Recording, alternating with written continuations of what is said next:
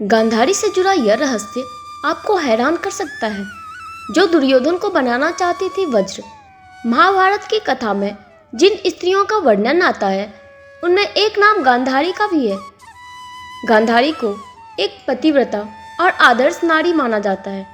गांधारी गांधार देश के सुबल नामक राजा की पुत्री थी। गांधार देश की होने के कारण ही उनका नाम गांधारी पड़ा। गांधारी भगवान शिव की परम भक्त थी। महाभारत का युद्ध समाप्त होने के बाद गांधारी अपने पति कुंती और विदुर के साथ वन में चली गई। जब गांधारी का विवाह नेत्रहीन धृतराष्ट्र से हुआ तो गांधारी ने भी अपनी आंखों पर पट्टी बांध ली।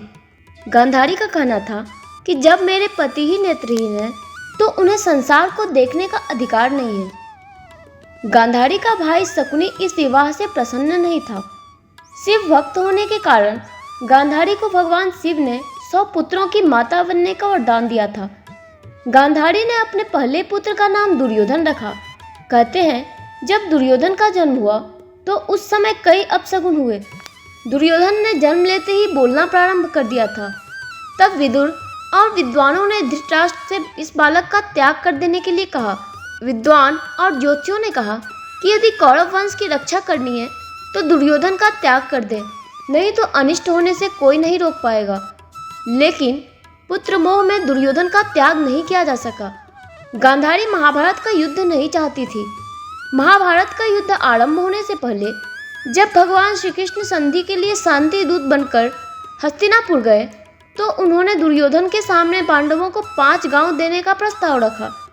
लेकिन दुर्योधन ने यह प्रस्ताव को ठुकरा दिया। जब ये बात गांधारी को मालूम हुई तो उन्होंने दुर्योधन को श्री कृष्ण के प्रस्ताव को स्वीकार करने के लिए कहा। गांधारी ने दुर्योधन से यह भी कहा कि भगवान श्री कृष्ण, भीष्म, द्रोणाचार्य और विदुर ने जो बातें तुमसे कही है, उन्हें स्वीकार करने में ही तुम्हारा हित है।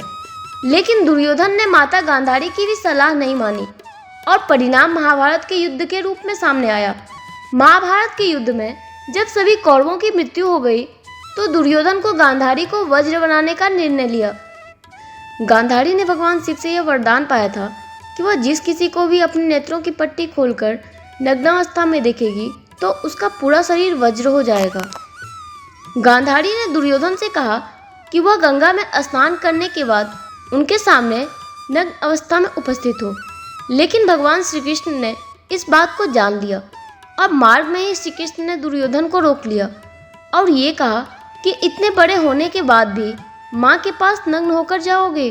दुर्योधन श्री कृष्ण की बातों में आ गया और जंघा पर पत्ते लपेट लिए और गांधारी के समक्ष उपस्थित हो गया।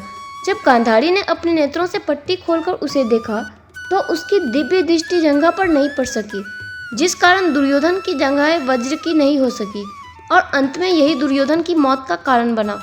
इस तरह की पौराणिक कथा सुनने के लिए हमारे चैनल को लाइक और सब्सक्राइब करें।